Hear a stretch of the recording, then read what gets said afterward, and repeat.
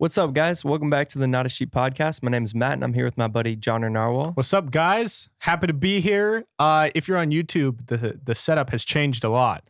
So if you guys are on one of the audio streaming platforms, definitely check it out. We mixed up the studio a bit.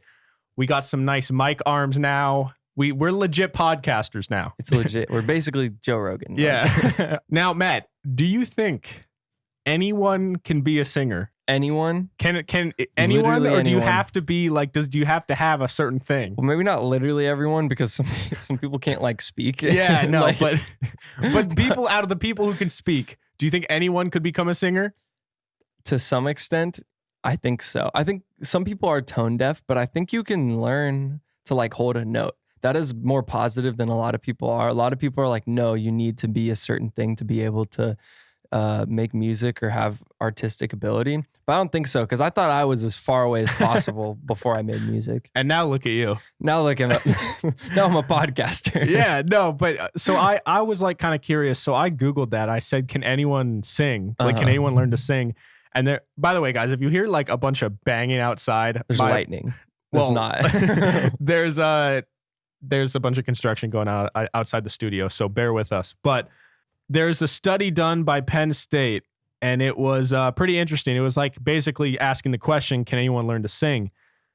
And it says, everyone who can speak can learn to use a singing voice, says like a professor of music education. The quality of the voice is dependent upon many factors. However, barring a physical vocal disability, like Matt said, everyone can learn to sing well enough to sing basic songs. All right. Now, they went in depth, and I thought it was like just a really interesting article, so I wanted to talk about it. It said that we have evidence that primary factors are growing up in an environment where parents, other adults, siblings, and other children are singing and interacting with a child musically. Yeah. Which makes sense. I didn't have that. Yeah, and I wonder if your whole family was really into music and like singing around the house, would you be like? So it's something interesting. I've mentioned this before, but so Chase from the Not Alone band that's been on the show, his family, I think I'm pretty sure he said his family was like very into music growing up, and his brother, even though he doesn't make music like Chase, has perfect pitch. Yeah, and even though he doesn't play any instruments, I don't think like he can like.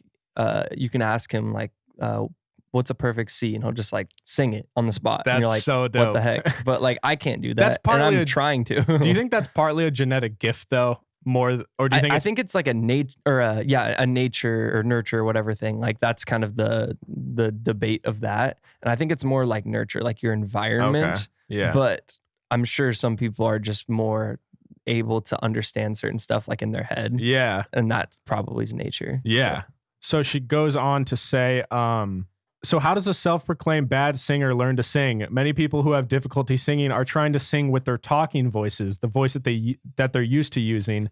We typically speak in a lower and limited range, and the singing voice is higher than our speaking voices. So it's a matter of learning to relax the vocal mechanisms and use supported breath to produce that sound rather than trying to make your voice do something. So here's the thing. The biggest like improvement I made in my music was when I realized like I should stop trying to sound like a deep voice rapper, because when I was like 16 and insecure about my voice, I was like, if I ever want to like sing melodically, like I kind of got to sound like a girl a little bit, like push my voice a little higher. And it might sound weird at first, but that's the only way I'm going to learn to like hit the right notes. Yeah. And it's like, you can't force your voice to do something. Like you have to fit into what your voice sounds like. Yeah, exactly. And if that means it's going to be higher pitched than usual, then that's just how it is. You can't be 5 foot and be like, I'm going to be the starting center on the team. You know? Yeah, like, exactly. And when you listen to certain art, like Mike Posner, I talk about him a lot, but he just comes to mind when I think of this, because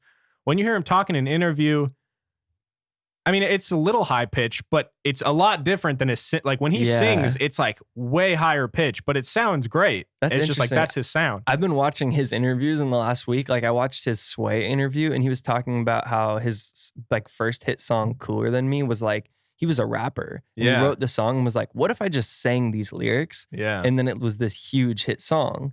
And I'm like, that's so interesting how like, and he was saying how he blew up like out of making that song in his dorm room, and was going on these like not award shows, but these big shows and he on TV, and he didn't even know how to sing. And he's like, I just like did it once in the studio and it sounded good. Like I need to learn how to sing, and I'm known as this like big pop singer now. Yeah, I know. So It's crazy. So you've been watching, that's awesome that you've been watching Mike Posner, because I love him. And you sent me a screenshot of that song, Cooler Than Me. Yeah. And you were like, yo, like, I didn't even know this was him, but this was my favorite song when I was growing up. Yeah, when I was like 10, this was like one of the songs I remember being on my iPod alongside with like Stronger, Kanye West, Oh, yep. like John Wall, and like whatever I was listening to back then. Yeah. No, it's dope. But I don't know. I think it was cool because like, I don't know, you growing up, you sometimes, at least for me, you hear people say like, yo, this guy sounds like a girl. Yeah. And it like, sometimes they do, but Yeah. sometimes they're absolute fire. So Literally like my whole world of like, I feel like a lot of people I was raised around had more like closed minds when it comes to like cultural stuff. And like my most favorite artist in the last year has been, most listened to artist in the last year has been Black Bear, who's like totally not, like, I don't know, if I would have found him 3 years ago, which I knew who he was 3 years ago, I would have hated his music. Yeah. But, yeah. But so it goes on to say that not everyone who can speak can learn to use, or everyone who can speak can learn to use a singing voice, but not everyone will have a fabulous singing voice. Right. Once the vocal instrument is working, the ability to sing with good intonation, don't know what that word means. Don't know, but we're going to act like we do. Is dependent on musical aptitude and musical achievement. Like many other skills, singing is easier to teach to a child than to an adult. I guess that makes sense. You know, my odds of becoming, you know, Matt's duo are pretty slim, but I'm still not like 40. So I like, You got time. I still have a little time if I wanted to learn. Yeah. And the thing is, even though it might be physically harder for you to learn now, you have also developed like, what's it called? Like the ability, like you probably know how to work at something a lot better than you would have when you were 8 on your own, you know? Oh, do you mean like the ability to learn something? Yeah. And also just like, what's it called? Like you've developed a work ethic. We probably didn't have great work ethics when we were 7. You know? Does any 7-year-old have I guess there's probably some kid out there that's just grinding. Like that. Yeah. But I don't know. The article goes on to say some other stuff that's pretty interesting. So you guys can look it up if you want to read more. But I don't know. Recently, the last couple weeks, I've just been really inspired. There's been like, whenever there's like something new that I'm working on, whether it be like renovating the studio or like getting new stuff, or like for our other show, Pims, we were like trying to start streaming. And I'm just like, I always need something new to be doing. Yeah. But then on top of that, you've had like 7 or 8 songs that you've just cranked out, like grinding songs, and those, then you send it to me and I'm like, damn, I want to make a video for that. And bro, I've just been like super inspired, and like, I don't know, I've talked to my buddy Kyle about this, but I've just had this idea that like, I honestly think everyone is an artist in some way. I think like every single person. And like, I don't know, I think there was a time in my life where I didn't really feel like I was an artist. Like in high school, I like played basketball and like liked video games, and it's like, that's about it. But I don't know where I'm going with this, but recently I've just been hella inspired. And for those of you listening, if you've checked out Matt's music, I have to say these next 7 or 8 songs, we're shooting videos for them. We've been just grinding the last couple weeks, and I cannot wait for some of these songs to come out. The videos are crazy. They're going to be dope. But yeah, man, how have things been going with you? What's been going on? They've been good. I mean, we've both been staying really busy and kind of grinding on stuff, but I'm really excited, as you are. I'm trying to just stay working, because I'm very like, if I have one good idea and I keep working the next day, I'll kind of stay on that hot streak. And so I was able to stay on that for a while and crank out all these songs. And so I'm doing my best to stay in that and like make sure I'm recording and like completing something once a day. Just even if it's like, it might not be something great and I might not even end up putting it out, but that kind of keeps me in shape and ready for if I do find really good inspiration to make something new. Yeah, man. And I don't know. I can't express enough to you guys like how much, like I've said it before, but man, I don't know. I'm very passionate about the idea of like pursuing what you want to do with your life. And like, it's corny, and not even corny. It's just like, it's oversaid. You hear it everywhere, like all over YouTube and Instagram. And there's all these like motivational accounts, which quite frankly, I think a lot of them are just like kind of annoying, because it's like just takes these cliches and like throws them up there. But like, no bullshit. Like Matt and I both have been grinding for years now, trying to make this what we want to do into a career. And I just like, dude, the last 3 months in particular, I've been so inspired because like I can just see how much you've progressed as an artist and how much I've progressed in like podcasting and editing and stuff. And like, dude, I don't even know. I have all this pent up like passion. Yeah. And I just want to say to you guys listening, like, we're nowhere near where we want to be. Like, we don't make any money from podcasting. Probably not a lot of money from music. Nothing. But that doesn't equate to like getting how better. Close and how far we've gone, I guess you could say. Like the distance from where we were 3 years ago to now is probably so much further than it'll be from now to when you can make like make money off of it. 3 years ago is like this time was like the exact time I put out my first like mixtape on SoundCloud in like high school, and that was like the scariest moment of my life. That was 3 years ago. That was January 2018. So yeah. What was the mixtape called? The Awkward Mixtape. Oh, let's go. Not on the internet anywhere, so you're not gonna find that. That's probably for the best. Definitely for the best. But man, like, I don't know. I know the show's still small, but those of you listening, I just like. I also hate when someone tries to give advice when like they haven't done shit, you know? Like you see these people that are like these life coaches and talk at these like motivational conferences. And I'm like, bro, what are you famous for? Like talking about this. Talking about succeeding is what you make money from. Yeah. But like you haven't really done anything. But so like obviously take everything we say with a grain of salt, but I'm so happy. Like I've been so happy pursuing this thing, even though I've made like no money from it. Yeah. And I've like been the happiest I've been, the most stressed I've been as well. But that kind of comes with the territory, you know? Like, I was talking about this with someone the other day and I'm like, I hated like school, being overwhelmed with work and stuff like that was like, that would cause like bad anxiety. But like I've been kind of overwhelmed the past few weeks with like, all right, we got like all these shoots. I want to get like this song done by this day, this mix done by this day. And I'm like, but it's like the good stress that it like gets me excited and like it fills me up. And I'm like, this is like what I want to live for. Like this feeling, not like, I don't know. There's no other kind of being overwhelmed that I think I would enjoy. Exactly. And you know that the overwhelmed feeling you have now is what you signed up for. Exactly. It's like, yeah, I'm overwhelmed, but it's because I have a music video shoot. I have to mix a song. I have to record this song. I have to meet with this guy and like do background vocals or whatever. Yeah. It's like, that's dope awesome. for you. Yeah. But man, I don't know. I am so overly confident that not only myself, but like Matt as well, that we're both just going to like do something big. And that's so, it sounds cheesy, but dude, I just want to get this off my chest. If you guys like really like something, fucking start it. Just do even it. if you suck. Like, even if you suck, like just get better at it. Yeah, man. And it's like, I don't know, at least for me, I had a lot of things I was interested in. And I did so, like I liked gaming and I made gaming videos, but I just wish I would have had the urge to just do anything I liked sooner. Yeah. And it's like, I don't know, man. It's like a long journey to get anywhere because I'm still not making any money and we've been doing it for 2 years now.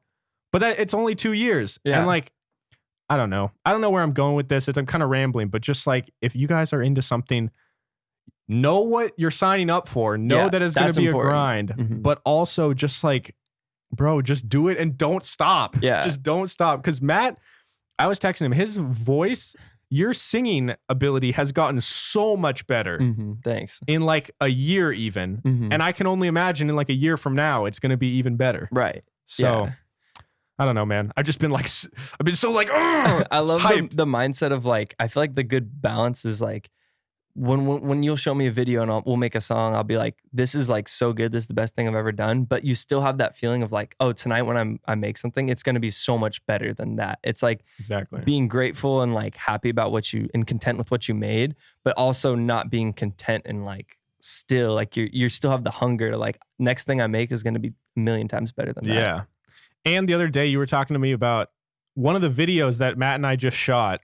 You were telling me that like there was you kind of almost at a point like it was almost a roller coaster of that song. Yeah, like you almost weren't gonna ever put out that song. Yeah, I made it like in that night I was like, this is the greatest song I've ever made. Sent it to like 10 people and was like, you guys have to hear this. This is so much better. Like, I don't normally do that. I'll usually send it to like maybe 1 or 2 people, but I was like not afraid to like hype myself up. I'm like, this song is so good. Yeah. And then like it got to the point where I kind of sent it out, and then there was a few like bad responses. I kind of started to question it myself. And then I was like, it doesn't really fit the rest of the songs I'm putting out. So I'm like, I guess I'll just keep it. And I was like, I guess I won't put it out. And then I was re-listening to it and I'm like, what am I thinking? I'm an idiot. Like, I just need to drop this. Like, this is dope. Yeah. And if you like it Yeah, and you think I it's do. good, Yeah. then do it. And I think that's another thing is a lot of people get caught up in this like crippling like anxiety of like just they work on things, but it's like nothing's ever perfect. So they just don't do anything. Yeah. And it's like, oh yeah, I made this song, but I didn't really like it. I made this song, it didn't really fit. And then I made that song and like, I don't know. And it's like, bro, you've been like, it's been 6 months and you've made a bunch, but you haven't really made anything. Exactly. And I think, and I'm not saying just with music, but like with like a YouTube channel or like a blog or vlogging or whatever, it's like, you just got to put stuff out. You just got to like make stuff and not let the fact that you don't think it's perfect stop you from putting it out. Shout out to Jerome because he brought his gaming channel back, and I think he hasn't missed, like, he's been dropping a lot since the new year. Oh hell yeah, baby! That's dope. Go check it out. Jerome, it's called Jerome Stinks. Jerome Stinks, yeah. If you guys are into like let's plays and playthroughs and stuff. But anyways, with all the inspirational stuff out of the way, did you hear? I thought it was super interesting. Did you hear about Royce da 5'9"? There was an article. He's always in some sort of news. Was it something involving him defending Eminem? No, it wasn't. Okay, what was it?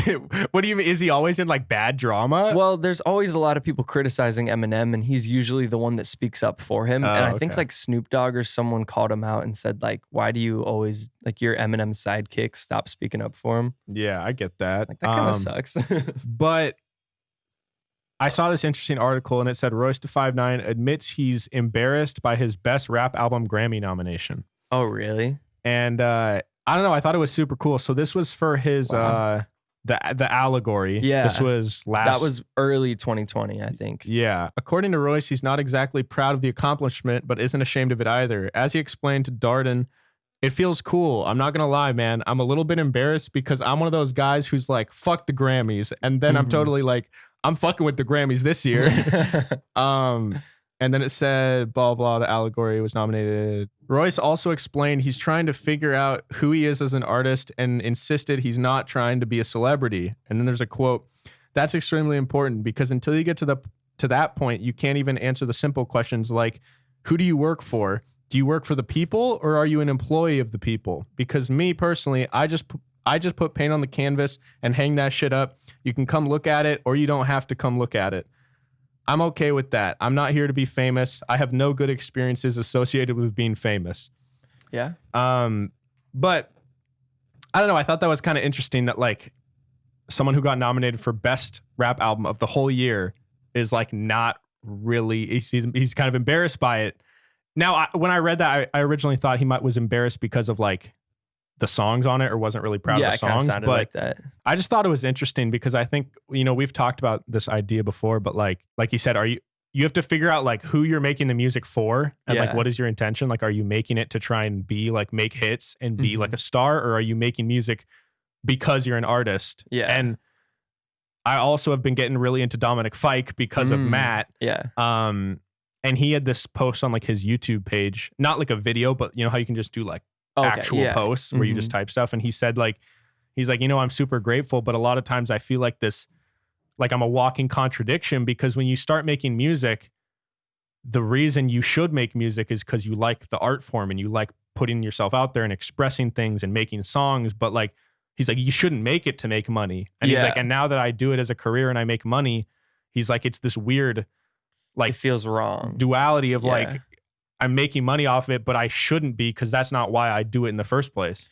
Yeah. See, I've kind of always thought this, and I'm sure this isn't what he means, but like, especially with the Grammy thing, I feel like people are just so 0 to 100 about stuff. It's like, say when you're talking about the Grammys, people don't like the Grammys. People are not happy with decisions they've made, and that's fair. Like, they've made some pretty dumb decisions, and it's pretty clearly biased in certain ways. But I feel like you should just not put your validation on them instead of being like, fuck the Grammys. Like we're boycotting them this year. Like nothing they say matters. I think it should be more just like, I mean, this isn't how people work, but to me, it just seems like, why don't we just not care about the Grammys? But people are always going to care. Yeah. And that validation is always going to be there, which sucks.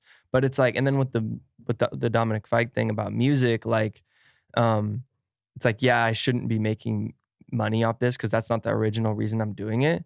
But I still think you can make music with the intent of I'm doing this because I love it and make music off of it, and that doesn't, or make money off of it, and that doesn't take away from it, right? Yeah, no, and I think I agree, and I think a lot of people like. I don't think that's what he does. I don't think Dominic doesn't agree with that, but yeah, no, I think he would agree. I think it's just like there is a fine line, like there's like this mental barrier you have to get over where it's like, yeah, well, I don't know, I haven't even got to that point yet, so like.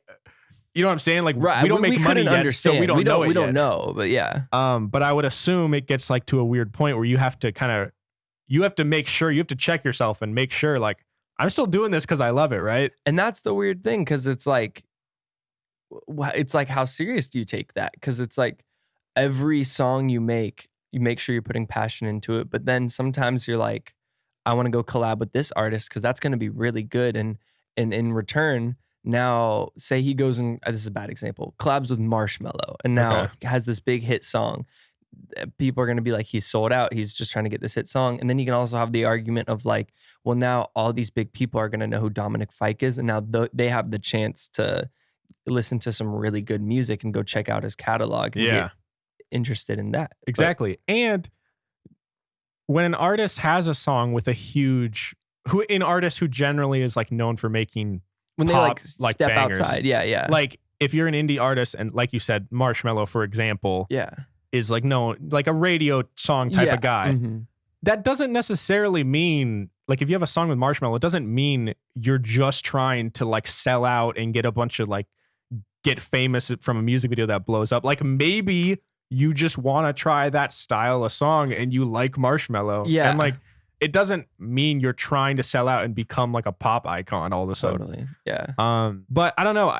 Going back to the Grammys thing, what you were saying, I think that I was going to add onto that like it seems like so many people just in social media, not just music, but internet culture, everyone's so black and white. Everyone's like it's either fuck the Grammys are like rigged, they're stupid, like let's all boycott them, like you said, or people really like the Grammys and they're big fans of the Grammys and it's like they get hyped over it. But I don't know why we can't just like enjoy the Grammys for what they are, but also realize like they maybe don't have the best model or the way they did it last year sucked or whatever. But like, I don't know. People don't have the ability to like see both sides of things and like talk about it and be like, you know, the Grammys are a cool concept that you can give people this recognition and this platform.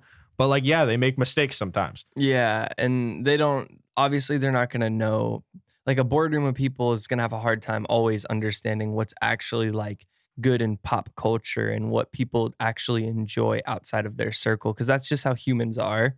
And like those mistakes are going to happen.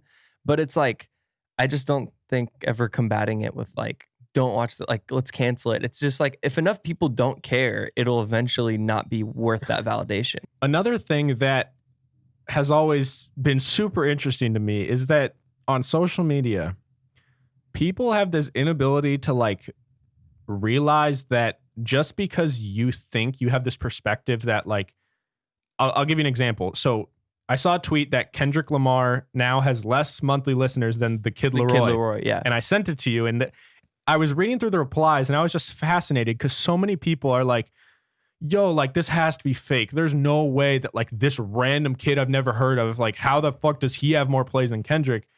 And like, I think people really need to realize, I think I'm good at this and maybe I'm just like, you know, my ego's too big, but I feel like I have the ability to realize like if I like something or think something's really popular, to realize that there's communities outside of that that don't even know who they are or don't care about what I think is cool, and that what I think is cool isn't necessarily like the majority. Yeah. And there's so many other factors in that specific story that people don't even just acknowledge, that Kendrick hasn't dropped music. I mean, he dropped it since 2018, really, and that's the Black Panther soundtrack. But really, since 2017, and like monthly listeners is a stat that I'm pretty sure is mostly based on the last month, like most previous month. Exactly. And the Kid Leroy is one of the biggest artists right now. He's like almost where Juice WRLD was with like Lucid Dreams. Like that's like how big he is, and he's gonna keep getting bigger. And remember, like on one of our first episodes, you looked and you're like, Arizona Zervis is like only it was like 1,000 under J. Cole. Yeah. And it was like the same ball game. I'm like, okay, well, that's crazy. Yeah. And it is like, it is crazy when you look at it. It is like a shocking stat to see, but so many people, like, you need to realize, Kendrick's a legend. Don't get me wrong. And he's one of the best rappers of all time, but it doesn't mean that just because like you're not into this community doesn't mean that people either aren't talented or aren't popular or like it's faked all of a sudden. Like, maybe you just aren't familiar with it at all. I've seen people like, so this is a bad example, but Russ put up a post of like his plaques, and then or a rap account put up a post of his like his plaques. Yeah. And they were like, wow, the comments were like, that's crazy, but still never heard a Russ song. And Russ like made a video and he's like, that's so crazy to me because you're kind of admitting how insignificant you are. Yeah. You're like, you have never heard a Russ song. You've never heard anyone that's a Russ fan.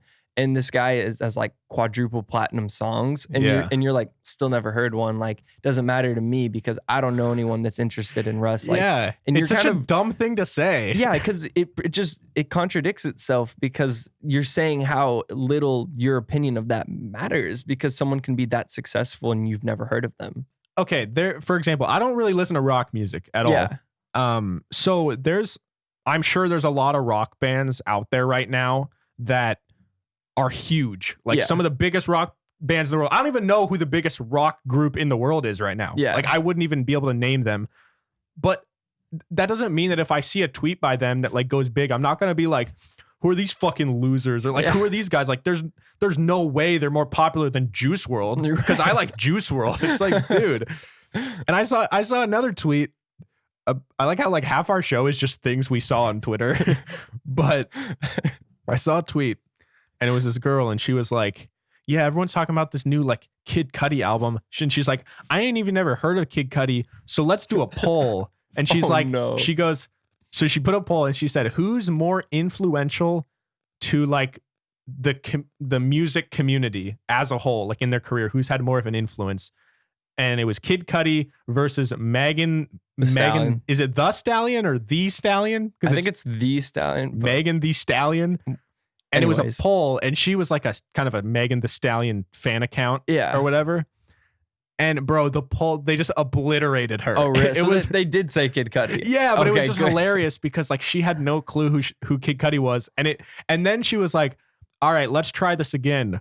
Retweet for Kid Cudi, like for Megan Thee Stallion, and the retweets had like funny 10 too times more. Those are so unfair because it's like people aren't gonna like go through the effort of retweeting, but liking is just exactly. It's easy. But she still lost. That's so funny, and it's kind of funny if you think about it because if you were like 12 or 13, like there's a lot of 12 and 13-year-olds that are really into all this music we're talking about.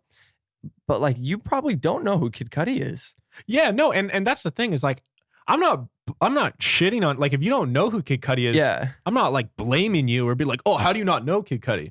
But it's just like you have to understand that there's communities out there that are huge that maybe you don't even know of. And it doesn't help too if you're like 12 or 13, and because if you're 12 or 13, you probably listen to like Kid Leroy. If you're into like hip hop and that scene, you're probably familiar with like Rich the Kid. Like there's a lot of kid names, and so like Kid Cudi would just come off as another like no name person. You're like, I've never even heard of him, and he's got Man on the Moon 3. Who is this dude? Yeah. Wow, I didn't realize there's a lot of kid names. Yeah. Kid Cudi, Rich the Kid Leroy. What's the white dude kid? What's his name? I don't. Kid. It's a really dumb. He's an older guy. I don't know. Anyways. Yeah, I don't know how we got here, but Kid Rock. That's what I was. Oh my to think god. of. Yo, speaking of, I don't know if I've ever done this challenge with you, but this one podcast I listened to called The Basement Yard, they used to have this like segment where anytime they had a guest, they would give them random questions, just like super random, like when's the last time you changed your bed sheets, or like just to get to know people and throw them off. And one of them was name 5 Kid Rock songs on the spot. Can you name any? I don't know any, but I bet it's one of those things where like Mike Posner, before you talked to me about him, if someone said name a Mike Posner song, I couldn't say anything, but I know like I took a pill in Ibiza, and I know like what's the one? Cooler Than Me. And then I knew Dennis Rodman because my brother showed it to me. Yeah. But it's just funny because Kid Rock is one of those artists that is like so random. Yeah. But like everyone that's kind of around our age. Is that like, is it like, do people also listen to like Machine Gun Kelly and like, what's his name? Yellow Wolf? Is he like that kind of, is he hip hop or is he like a rock guy? I don't know. He's not hip hop. This is us being exactly that kid that doesn't know Kid Cudi. Yeah. Like 5 minutes ago, just talking about it. Like someone that's older that watches our show probably thinks we're idiots right now. I'm sure. Listen, I'm sure Kid Rock's music is probably dope, but like I just don't know anything about it. But yeah. But I don't think it's in the same community as Machine Gun Kelly, though. It's not like hip hop rock rap. It's not like hip hop punk. Oh, no. By the way, did you ever listen to Machine Gun Kelly's No, album? I never got around to it. It's really good. It is? Okay. I really like it. I mean, so here's the thing. I really like Black Bear, and he works with a lot of artists that I've written off in my mind like years ago. And Black Bear was an artist I wrote off in my mind. And so I'm like, should I open these doors again? Like, should I try to listen to Machine Gun Kelly? Like, I kind of thought I closed that door like a long time ago. And like someone like G-Eazy, like I don't have anything against G-Eazy, but he's just like stereotypical white rapper that people would be like, when I first started rapping, they're like, you're going to be the next G-Eazy and Macklemore. And you're like, oh, no. I'm like, I don't even know 2 of their songs. I guess I know Macklemore, but that's because we live in Seattle. Thrift shop, baby. Thrift shop.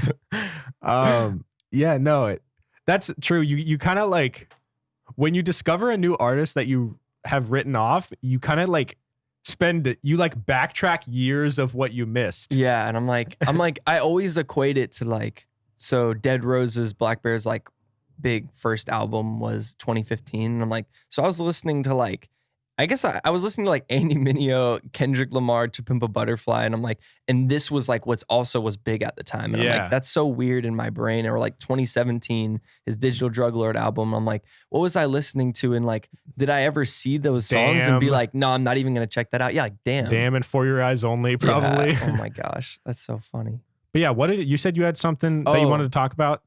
So that actually relates to this well. So I have to say, this setup is so much nicer. It is. So the reason I think like interviews and podcasts are so important, which is like why I'm glad we do what we do, is because there's stuff that I just would have never known and would have never even realized. So like 2 of my favorite artists that I've gotten into in the last year are Black Bear and Devon Terrell. Mm-hmm. And they were both super influenced by Neo. Yeah. And Neo's an artist that's like, it's another example of like, I know his hit songs, like if you play them to me, but like right now, if you were like name 10 Neo songs, I would have a hard time like remembering them. But if you played them, I'd be like, I could sing along to them, you know? Yeah. And so I'm like, through watching interviews, I'm like, of like Devon Terrell on his Instagram, just talking like he won a contest and now he's going to do like a song with Neo. And I'm like, that's sick. And he was saying how Neo was his biggest influence. And I'm like, oh, I was like, maybe I should check out his stuff and I'll see how it relates to Devon Terrell. But then I never really got around to it. Then I got really into Black Bear. I was watching an interview and found out the first person to like ever discover him was Neo and like bring him in like 2010. And like he was writing like songs for him, working on stuff, and basically said that he learned how to structure songs and everything from Neo. Wow. And then through that met like Mike Posner. And then through that's how he did the like record for Justin Bieber and built his whole career. But I'm like, just the other morning, I was like, I'm going to listen to some Neo. And I'm like, yeah, this is dope. I'm like, I totally see the similarities but in like a good way. Yeah. You know? And it shows how the different genres in music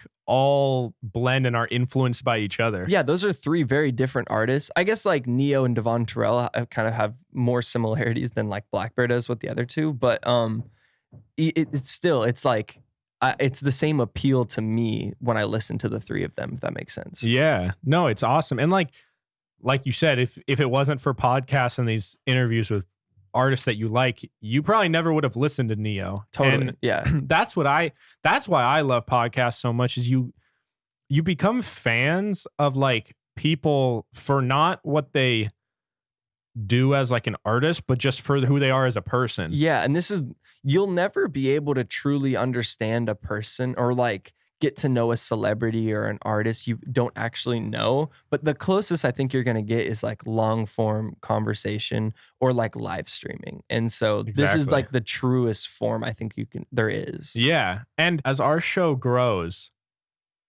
we're going to have more listeners that listen to like every episode, no matter what.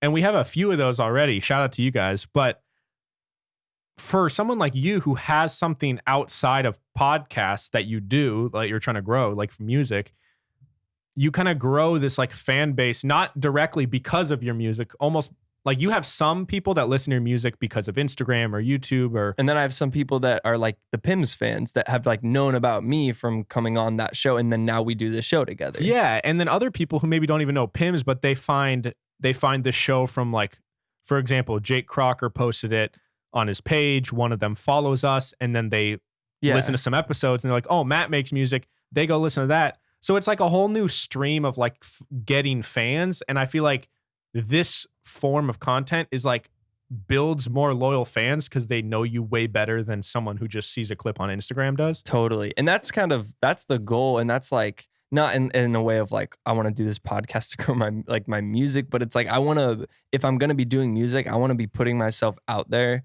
in a way where you can get to know me. Like, I don't want to be the mysterious artist. I want to be someone that people feel like they can relate to because I put myself out there like a ton. Yeah, no, exactly. What was I going to say?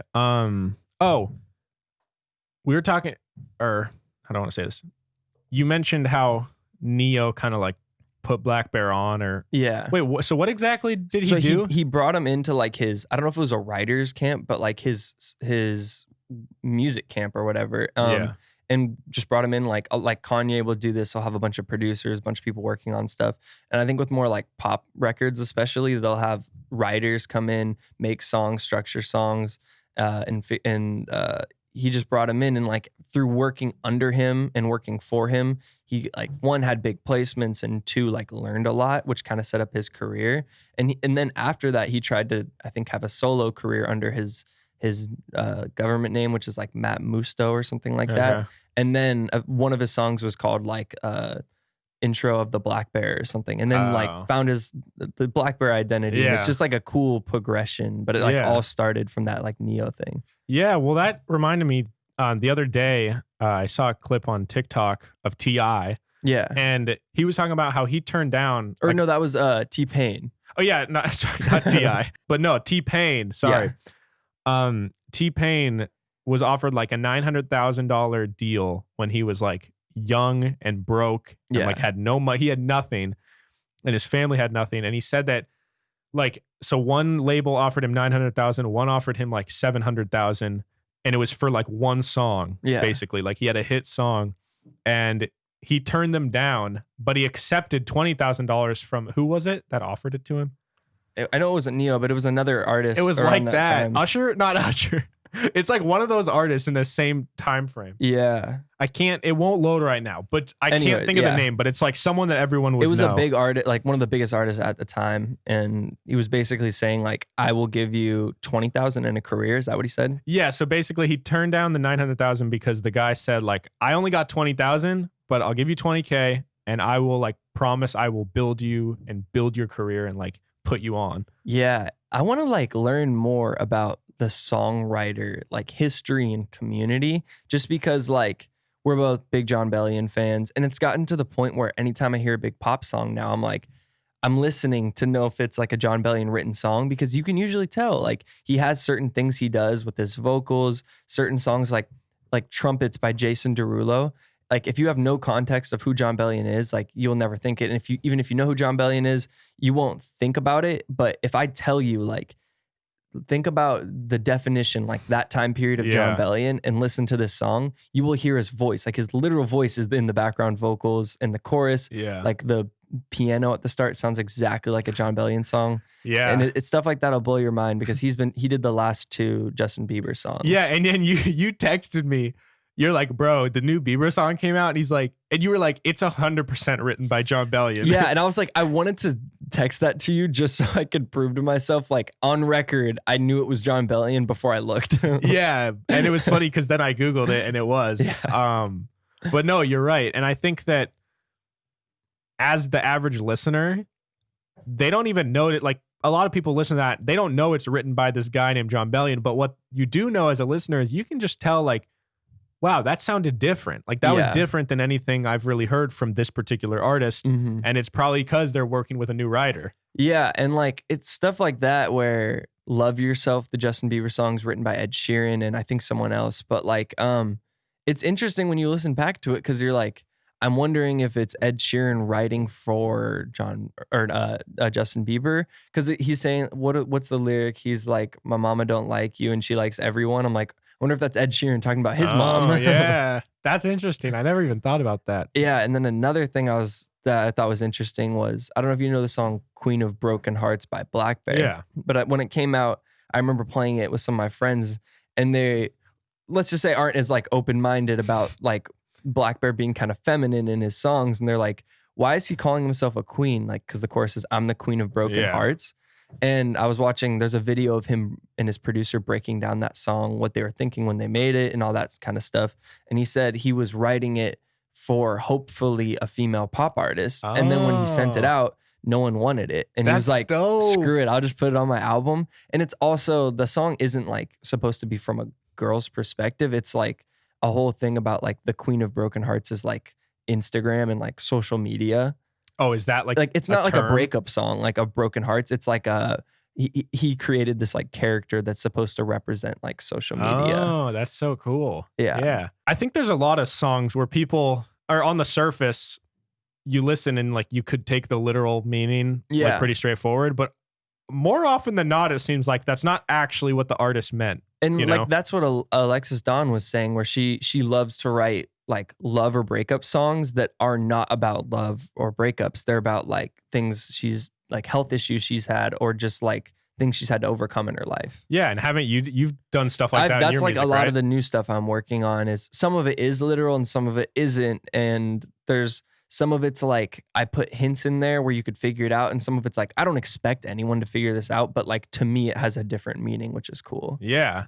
Are those type of things, when you have those different meanings that people like, are those things that you as an artist that you like to keep private, or are those things that like one day you'd like to be like, yeah, I'm gonna blow your guys' mind, but guess what? The chorus on this doesn't actually mean that, it means this. Well, that's like, because I don't really have a big fan base or anything like that, I'm kind of just gonna drop it and see what happens. And then like, if no one at all is like saying anything, I'll probably throw little hints out there. And like, good thing we do a podcast where I can actually talk about that kind of stuff. But certain stuff like, I'll wait till the song comes out. But like, anyways, I think just look for deeper meanings in any song you listen to, not just my music. Yeah. But yeah. Who would you want to have write your song if you could pick to work with any artist, but they write your song? So I'm gonna like step out of the rap circle of like, I'm not gonna be like, yeah, I want Kendrick to write me a rap. If we're just talking like, get in the studio and like work on a song, like, and like write with them, like that kind of thing. I think John Bellion would be interesting. One, just because I want to witness him in the studio. Mm-hmm. But like, if I could assemble a team of like, I was thinking about this literally just because they're the two artists I've been listening to, but like, what would a Black Bear and Dominic Fike song sound like? Because Black Bear comes from like a very like alt emo rock kind of background. Mm-hmm. And now he's into like pop music with like an electric hip hop influence a little bit. Like it's all over the place. And Dominic Fike was like a rapper and like was like first kind of known for his like big rap songs. And then now he's like making super dope alternative music. And I'm like, what would that world kind of look like if I brought them together and I got on the song? Like, what would happen? Yeah, that'd be so dope. I have to say, guys, Matt put me on to Dominic Fike, and holy shit, he's so fucking good. Yeah. He's so good. And I went on his YouTube, and he has these awesome, like amazing music videos. Mm-hmm. And like only one of them has more than like 2 million views. Yeah. Like one of them has 33 million views, which is big. Not huge. I mean, it's pretty big, but all the comments on his videos are like, I don't understand how none of these have like blown up Yeah. when they're all insane. So it was interesting because apparently with him, people thought he was like an industry plant, as in like, which is such a weird term. Like I don't even know how to fully explain what it is, but basically, in a bad way to put it, it's like a fraud. Like it's a very negative thing to be called. Like it's basically people saying like the label is controlling you, and the only reason you have success is the label is because, and people said that about him because before he had any sort of blow up or he had a small following, like there was a huge bidding war over him by like labels. And I think it's because he showed that he could do like a XXX, like that kind of SoundCloud rap if he wants to, or he could do like what his new album is, which is more just like alternative, like, and because he has that variety and skill, like there's so much potential. Exactly. Yeah. That's interesting that an artist that has shown that they really can do multiple genres is a lot more valuable to a label. And that kind of, because people are like we were talking about, so 0 to 100 and they like hate labels. People are so like labels are the worst. And I'm obviously more on the like go the independent route. I love people that do that, but that shows that like labels aren't idiots. Like that was clearly them knowing talent. That wasn't them like he's got a big following, like we need to buy them and milk their skill, like milk their following. That's them knowing that Dominic Fike is going to be huge. And I still think in like the next few years, he's going to keep growing and become huge. Yeah. And another thing about the whole label debate, one thing that I've noticed as a guy who's into video and like videography and editing is there's almost no way you could get a music video that looks like any of Dominic Fike's music videos as an independent artist. I mean, like you maybe without the resources. Yeah, you don't have that. And there's no way an independent artist could afford to pay for like, I mean, this is kind of a very extreme example, but all of the stars, Matt and I watched that video the other day. Mm-hmm. That's like a multi-million-dollar or like $1 million music video. The thing we were talking about was it's not like a crazy, like there's like CGI and like effects going on, which there probably was, but we were more just in awe of the sets and like the people and like how all out that was. Like that has to be funded by someone. That's not like that needs a lot of power for stuff like that to happen. But I do think the one that I sent you, this is Dominic Fike and it's posted on the Brockhampton one. Yeah. I think at the end, I don't remember the guy's name, but I think it might have been at least one of the people that was credited was the guy that Kevin Hackett actually used in his example for his like Spotify pitch. What do you mean? What did he do? So who's this guy? I think he was either the editor or the guy that colored that video I sent you. Oh, okay. And I think it was the same guy that Kevin Hackett used for his example of his Spotify pitch he did. Yeah. No, and I mean, like, don't get me wrong. You can make super dope videos as an independent artist. And like, you know, if you have the right resource, you have the right friends or people that you can work with production companies and all that. But as an independent artist, you're paying that out of pocket. Yeah. And I don't know, like I think of an artist, I really like Cal Scrooby and he has really dope videos. He's independent. And he said like a lot of his homies like are the guys who make his videos with him. Like his buddy edits them, one of his buddies shoots them.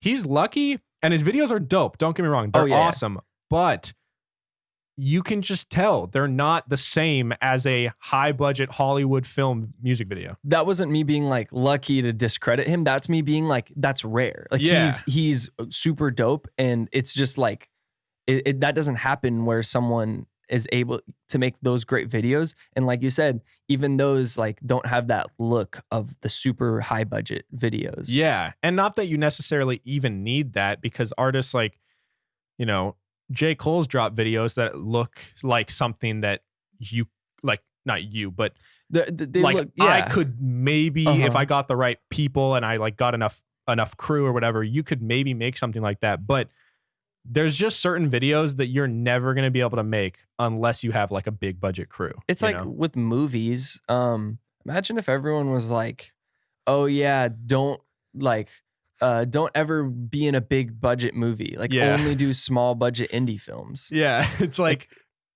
it's cool, but it's not like those are like artistically more creative and more freedom, but like I don't know. There's a time and place for both. Yeah. Yeah. No, and that's interesting. I wanted to bring up, like, you and I, you're thinking about getting a new computer, and we were talking, like, you were talking about how, your computer is now kind of like failing or just getting slower to a point where it's no longer just annoying, but it also is quite literally limiting what you can do artistically. Yeah, that was the thing when I got into music. I think it was my buddy Dakota gave me just a piece of advice, and he's like, because I was like, what equipment should I get first? And I was all excited on like, should I get like a beat pad? Should I get these speakers? Should I get this, I don't know, keyboard and stuff? And he's like, dude, you don't even know how to play keys yet. Like, don't worry about like a keyboard. Like, use your equipment and learn how to use it to its best ability until it limits you. And that's when you should consider upgrading. And I've had this same computer. I've kind of alternated between this computer and a MacBook that are both like 2011. So they're older. And like the laptop was the one I was using. Then that kind of started to fail. And this one's starting to fail now. And I'm like, all right, it's to the point where I can still use it. But if I have a certain number of tracks in my songs, like if I have too many background vocals, like every time I mix it, it'll crash. And I'm like, I don't want to have this in my head when I'm making a song, because that is just, one, it'll like kill the vibe. And two, like I can't have that like limiting like my creative ability when it comes to, I don't know. I really enjoy doing like weird vocal stuff and like lots of vocal layers. And that is going to 100% limit it, because I'm going to be, if I'm thinking about the song crashing after it's done, like that just sucks. But dude, that would be so tragic. Have you, ever since you broke your hard drive like a while ago, or almost broke it and almost lost everything, have you? That's different. Yeah, that's different. But that's just me being dumb. Do you take any more steps to protect your songs, or do you still just kind of risk it and hope that your hard drive doesn't die? The thing is, if my hard drive crashed right now, all those songs that I've talked about, I have pretty good mixes. Like, obviously there's still things I'm tweaking in them, and like I would prefer to like get this higher quality version done and like mixed, but like at least the master files are backed up and stuff like that. Okay, so you have some backups. So many Logic files with so many plugins on them where it's like I don't even know the best way to back it up, which is really bad. But yeah, no, I feel you. I do the same thing. It's stupid. Like you guys, back up your files, but like at the same time, I've heard people tell me to do that my whole life, and I never back it up. I don't even know how, bro. Like, so I think what I'm gonna do is when I get this new computer is I'm gonna get it, because I have like a 4 terabyte, like it's like the classic silver and like orange case hard drive everyone knows about. But like it's really good hard drive. And the ones I had before that crashed were like crappy, like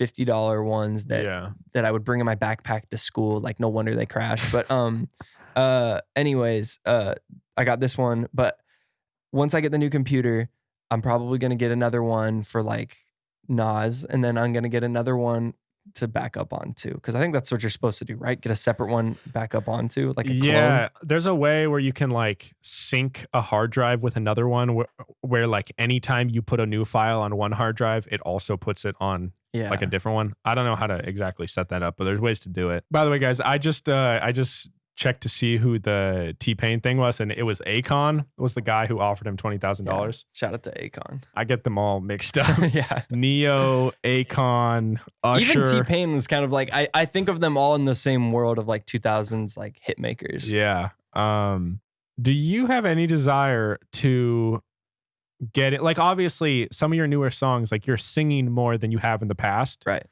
But do you ever have a desire to like, are you intrigued by artists that like make hip hop songs, but like also legit make like full on projects where they're like still kind of rap influenced, but they're singing, they're singers? Yeah, I definitely, maybe not at this like very moment. Yeah. Especially just because not at this very moment I'm really thinking about doing any like huge projects as far as like full albums. But yeah, totally. Like and that's where I feel like that's kind of what I'm working towards when it comes to like improving on singing, is like I want to be able to do both. And right now it's more like there'll be songs of me singing choruses and then rapping verses, and then maybe sometimes it'll be rap one verse, sing another, and it's like I want to keep doing more and more and experimenting with that, and doing some like, I would love to collaborate with like an alt rock band, like do like cool stuff like that, and collaborate with people I wouldn't normally think about. Yeah. Do you think that voice lessons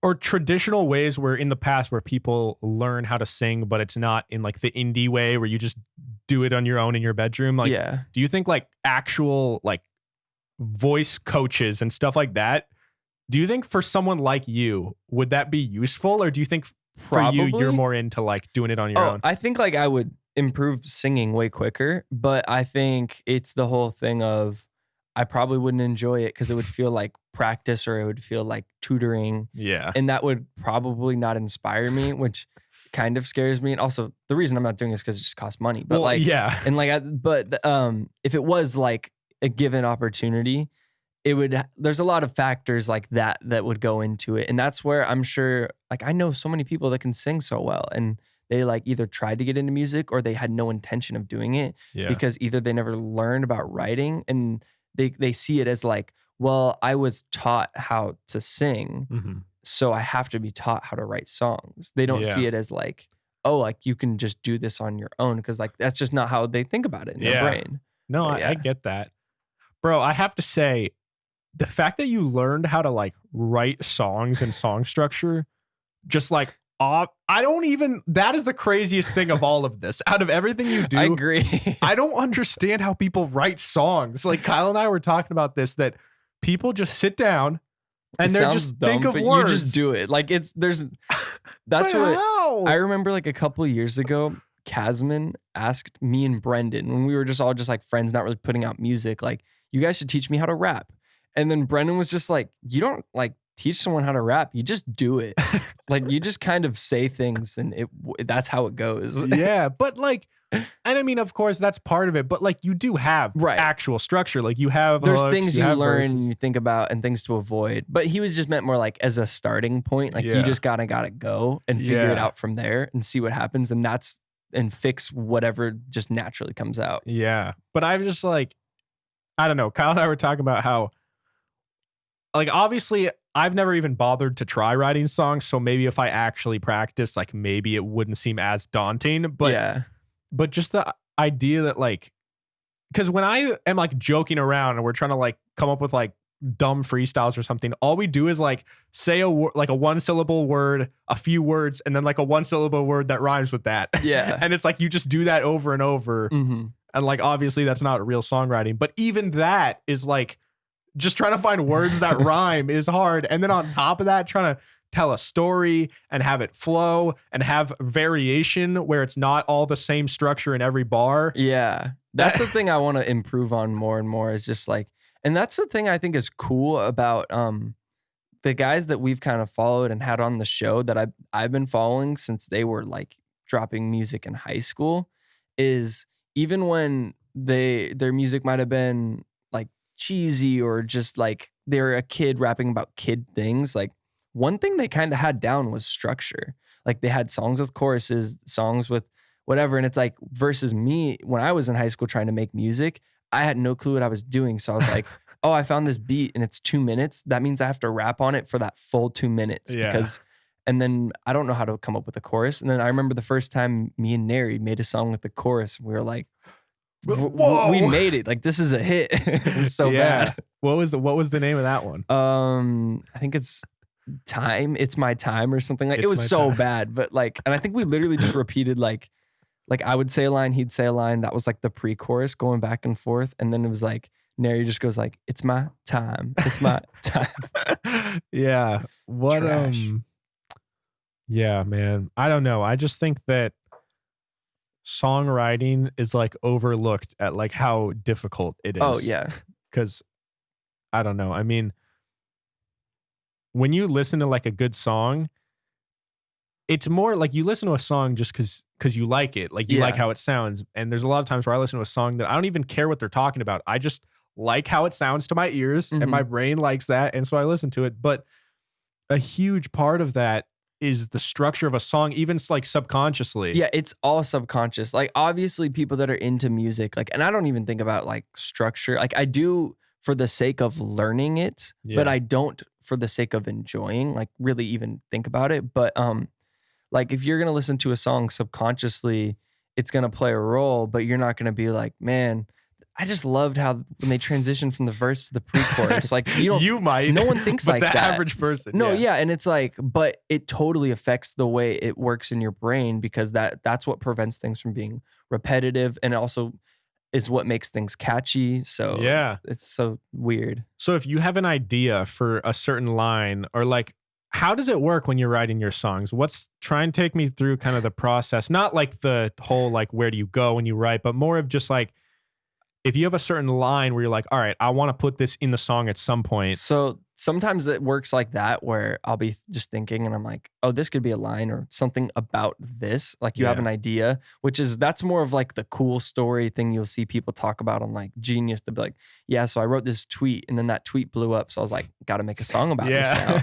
But sometimes that'll happen and then I'll just write it on my phone, play the beat. And for me, because I usually start more with the raps, I'm just like, like coming up with flows, blah, blah, blah, whatever. Yeah. And then sometimes the flows will kind of sound like words, start putting words to it. And then I'm like, okay, like how can I make this make sense in this context? Yeah. Sorry, I didn't mean to cut you off, but just to clarify, you will sometimes like come up with a flow, but not even you don't even have words. Yeah, you just have like the general sound. 99% of the time for me, at least. And with most people, it's that with the melody. It's like they'll throw on a beat and like some people will like literally like they don't want to hear it until you have it loaded up and hit record.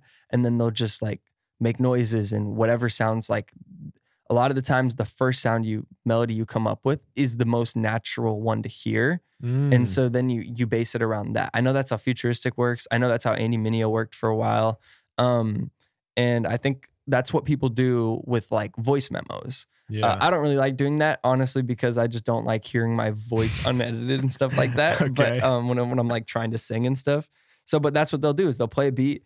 They'll just record for like a couple minutes on their voice memos and then they'll go back later. And it's all about making that sound make sense in the context of whatever it is you want to talk about. So if you can get, basically the main thing is like you have to get a melody. And if you can get that down, then you build the song around And that. I like to think of melody in like rap flow as like the same thing because melody is the pitch. This is how I think about it. Yeah. And flow is like the rhythm of it. Yeah. And so in a rap, it might be a lower voice. And so the melody is more simple. Yeah. But that is when I'm more focused on the rhythm of it. And the chorus is more focused on the melody, but they're both equally important. Yeah. You know what I mean? Yeah. That's how I think about it. And that's a very dumb way to think about it, like a very basic way to think about it. But that I think would probably make more sense than a more like professional answer. Yeah. And I bet there's people that have like, certain people just have math brains where they're just naturally good at math. And when they think of things in terms of numbers and like geometry. And I think I'm kind of that way. Like I was naturally pretty good at math for a while, up to a certain point, obviously. But I think or do you think it's the same way with writing lyrics where some people just have that brain where it's like, it just comes to them naturally, like way better than others? It's and just about things in general, just people having certain skills naturally and not other things naturally. What do you think you have? What are the things that naturally you're really good at? And then what's the thing that like naturally you're not good, but you... I don't think I have great rhythm, but I think I understand what it's like. I understand the idea of what it's supposed to be better than some people. Like sometimes people, if you like play a beat, like because I have a lot of experience of when I started rapping, I would just do stuff with friends and like try to make songs with people that have literally never made songs ever. Yeah. And so I just noticed a lot of people have a really hard time comprehending what like being on beat is and like being on time and like stuff about like how there's like bar count and stuff like that. Mm-hmm. And I know what that is and I can come up with these flows in my head. And the funny thing is I just know I don't have it's something I'm going to get better at and I've gotten way better at, but my delivery and my rhythm is not very good, but I can come up with what a good rhythm would sound like in my head. And that's, I think, partially because I first got into beat making. And even though I don't really take beat making as serious now as like being an artist, it helped me learn a lot. Yeah. And it's interesting because I found out recently, according to 40, like Drake's producer, Drake has a really horrible rhythm. Wow. But he keep time at all. If you like had him like clap to a beat or like tap to a beat, he can't do it at all. But he's like known for his insane rap delivery. Yeah. And that's just crazy to me. And that's because I always felt like before I got into music, I remember being at church, like someone like would always make a joke like, oh yeah, Matt like doesn't know how to clap on time and stuff like that. And if I try to play drums, it would just sound really funny. And I'm like, it's really funny that I'm a rapper that's known for like flow and rhythm. Yeah. That's so interesting.